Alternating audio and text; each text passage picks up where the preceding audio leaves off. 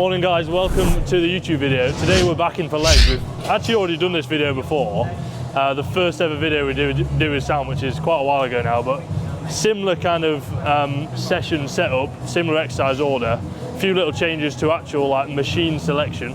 But today I'll be in with Leo and Ryan. Hopefully we'll get Ryan mic'd up in a little while.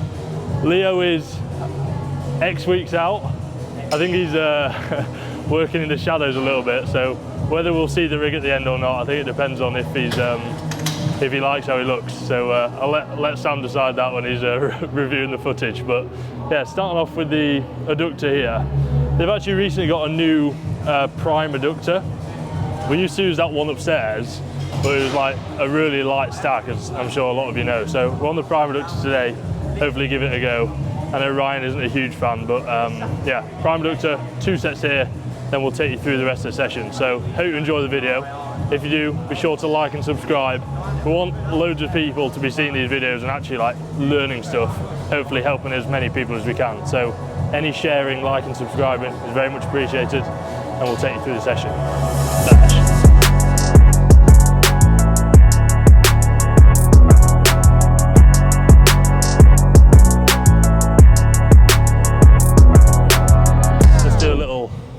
Adductor is. I think a lot of people do these just to like do it at the start of the session. They say, oh, I'm doing it at the start so that I can like put the most energy into it.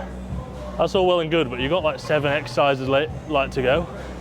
So you should probably be like getting quite a lot out of all 7 exercises, and maybe have another reason for putting these at the start. So for me, I think it really helps me when I get onto the hack and onto the leg press, because I'm sort of getting some sort of activation in like that maximally length and range of your adductors, whilst not going too far and like going outside of the active range, which is sort of the range of motion that you have available. So actually loading up in that length and range then allows me to get onto the leg press and get way more depth, which you'll see in a bit. Like I'm definitely getting way more depth now than I used to, partially because of this and partially just because I'm actually trying to. But if you do struggle with leg press depth, give this a go first, or before you do a leg press. You actually might find it just opens up your hips a little bit, so you can get a little bit deeper. Riz. So another thing with the adductor that a lot of people struggle with is the fact that they seem to get injured quite a lot on it. So a couple of things I do to manage that is, firstly, I do a high rep set before my main top set. So I do a 12-15 first, then an 8-12, so get a good amount of blood in the muscle. Make sure you're getting it nice and warm, which is going to reduce the risk of injury. But then also add a small pause in that length and range to really make sure I'm controlling that change of direction, which is often the point where you might tweak your adductor. So try both of those tips and you're going to get a lot more out of it without risking injury as well.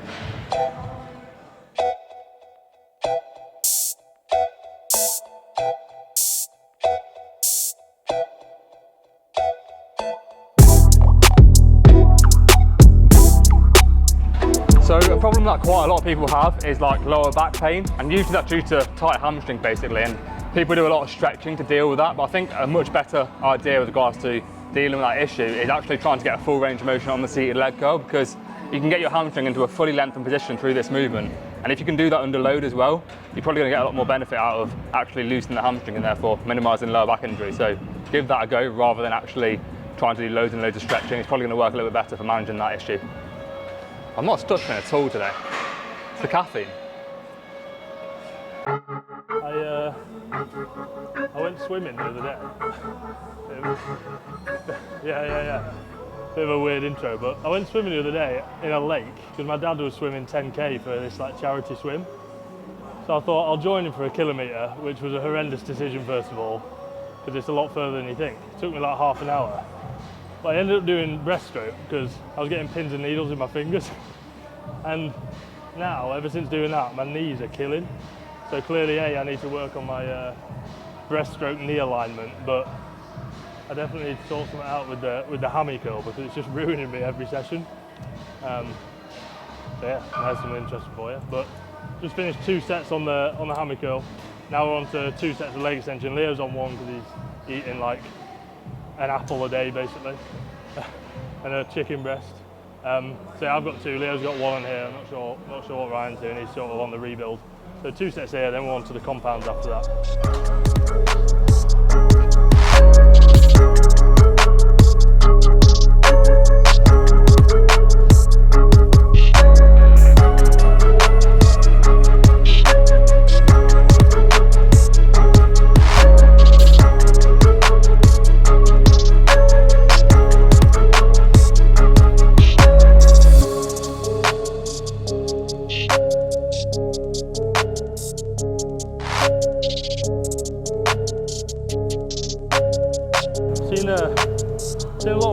leg extension at the minute saying like, oh no, you shouldn't be stacking a leg extension, which, granted, I'm not quite there yet, but people sort of, yeah, nearly. People are really pushing the idea of like, you should just get feel on leg extension, and then when you're on your compounds, that's when you should go heavy, but like, the thought process should always be the same. Be as accurate as you can, keep it the same week to week, and then progress it. There's absolutely no reason why you shouldn't be getting stronger at leg extension. That's why Leo's quads are so big. He's so strong. He's getting there.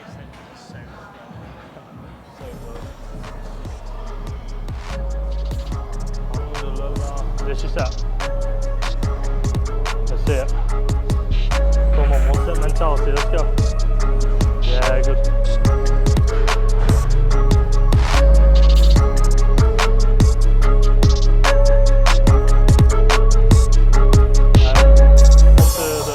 Compound movements now. One set of a hack squat first, then we're on to one set of a leg press. I know I'll definitely end up doing 2 on here because I find doing like a couple of sets a week, I actually get more practice, so I get better at the movement, but for now, just sticking to 1 until I can like really recover from it. General tips and cues, we're trying to get as much quad as possible, so get your feet nice and low, try to get your knee over your toe, pretty much put your feet as low on the platform as you can until your heels start to raise up. That's kind of like the limit. So you'll see Ryan here, he's got his feet nice and low, knees over toe, plenty of knee flexion or knee bending equals massive quads in about 5 years.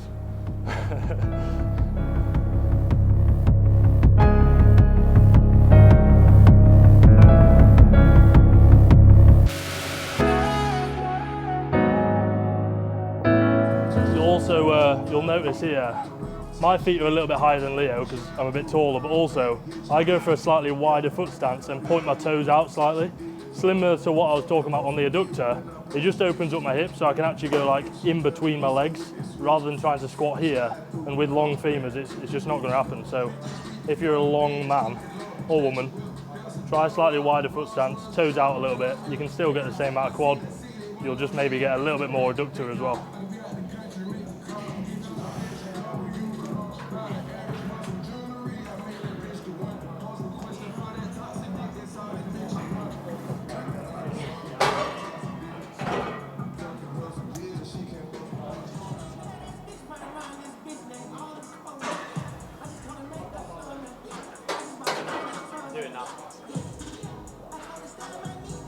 It'll move.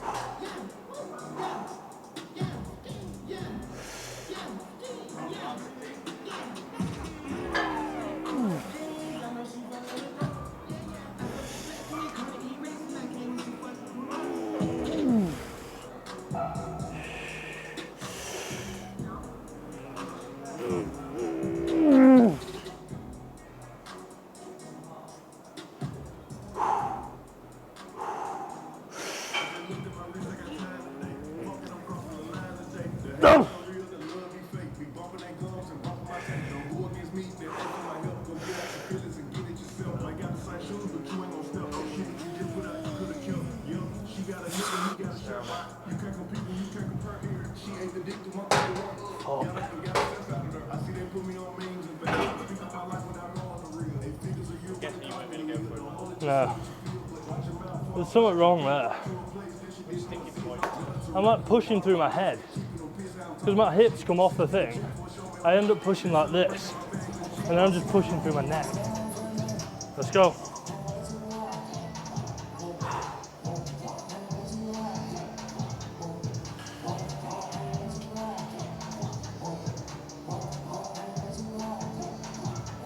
Lovely.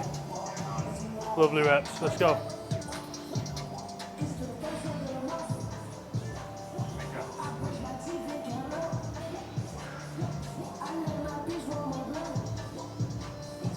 Good, Leo. Come on.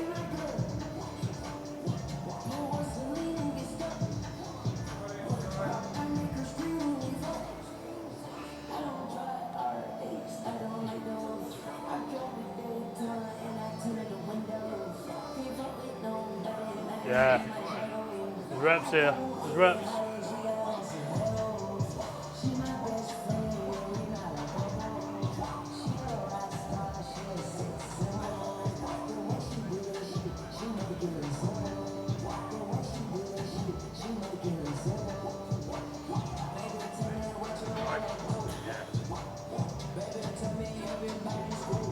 Come on, composure now.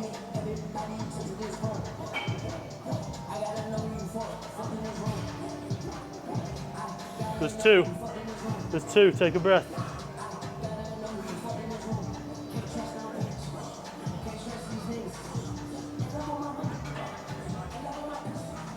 Yeah, you.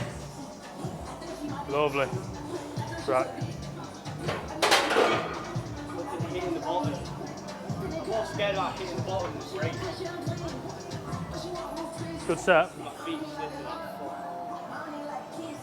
Look like a good set. Yeah, still in front for a couple. Come on. This moves. Lovely.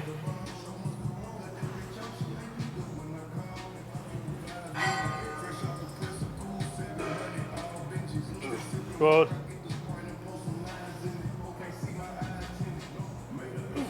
Come on.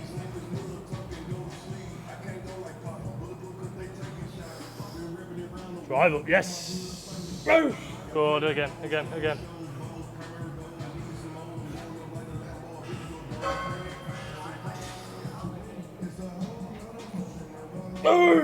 Come on, there's two at least. This one moves.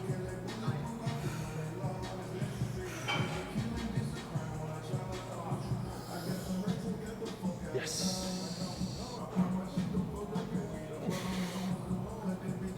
Good, really good. Good set.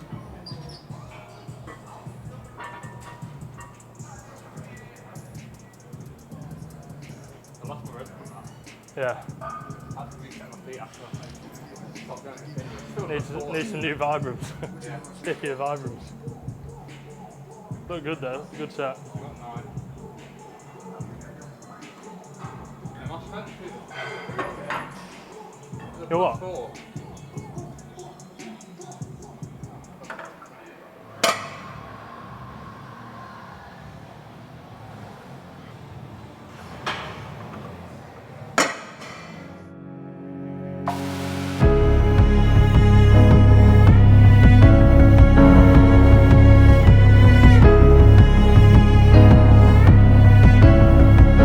Lovely, let's go.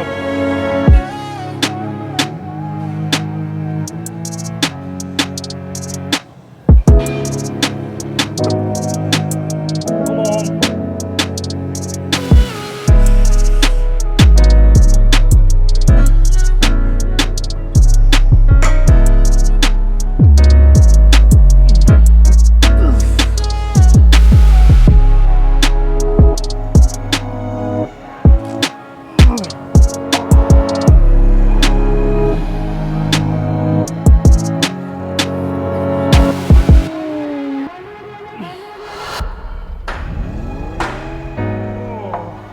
That's horrendous. We're done. Actually, we're doing calves. I'll be on tomorrow. Last set there on the, I don't know if it's a good angle, you might be just seeing my gooch, but the last set there on the leg press. Similar cues to the hack with the low foot placement, etc. to get quads. Again, I'm not as gifted as Leo in terms of the range of motion availability. So I do a few things before my set, like doing some ankle stretches, some hip stretches, so I can get a little bit deeper. And hopefully that didn't look like I was doing half reps. Oh, I need to get my breath.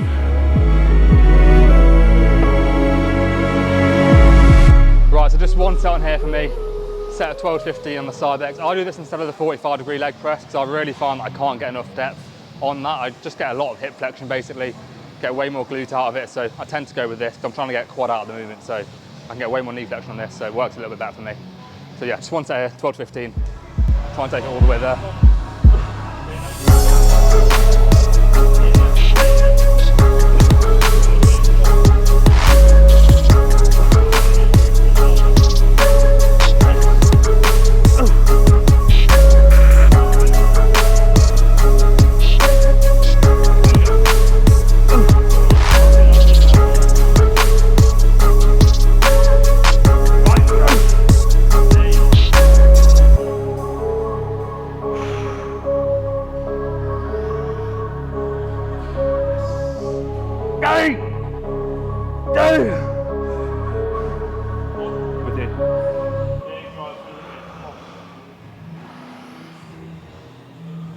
Hey! A little bit.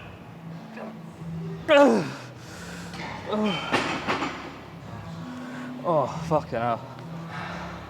This way. So heavy in the short, that. Yeah, I know, isn't it?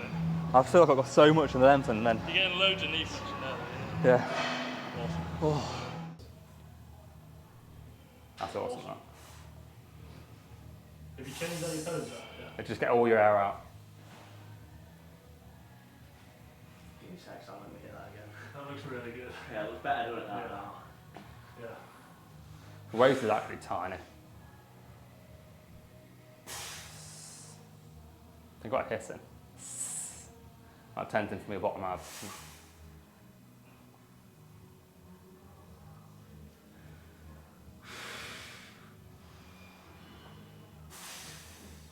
You're going to be more than lean enough for a qualifier, mate, honestly.